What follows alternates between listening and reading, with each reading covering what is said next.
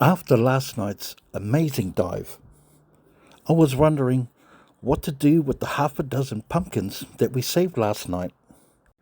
Obviously, sharing with friends and neighbours, including my dear friend Nanny Pearly, who's done so much for this community for the last 30 years. I really wanted to make pumpkin soup, so that's what we're going to do, Gordon Ramsay styles. This way is so easy and it's so delicious. So I've prepared the pumpkin by splitting it long ways and scooping out the seeds. I've used a pointy knife to punch a heaps of holes in the flesh of the pumpkin. I've dressed it with a little olive oil and seasoned it with a little salt.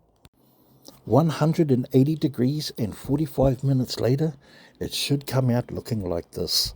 The flesh is soft, it's easily to scoop out, it smells incredible. It's such an easier way of doing it without having to chop up the pumpkin. There's less mess, and the flavour from roasting the pumpkin is second to none. Once we've scooped out all of the flesh, we're going to move on to the next part, which is putting it through the processor. So here we are, ready to put it into the processor. We're going to break it down first and make it a little more liquefied before we add our seasoning and spices to taste. Fill it right to the very top. We're also going to add the onion that we were roasting with it for extra flavour.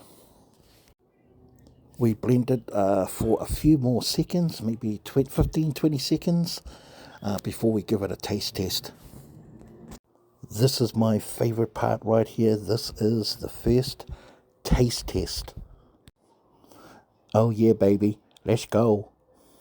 So we salt it, put a little bit more pepper for taste, and then we get ready to blend it for another 30-40 seconds.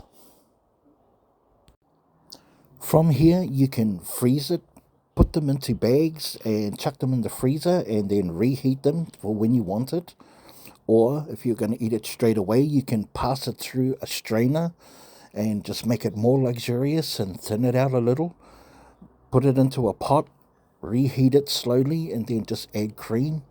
But this was way too delicious, guys. We tucked into it straight away without straining it. And, of course, my darling, she loves a knob of butter with hers, a swirl of cream, and then we sprinkled in a little bit of dried parsley leaves just to add a little drama and a little colour. And man, baby, she was good to eat. So we're going to sit down and give this a go and check out my reaction right here. First taste test. Oh no, yes. I've got a good poker face, but believe me, it is delicious. There we go. Bon appetit.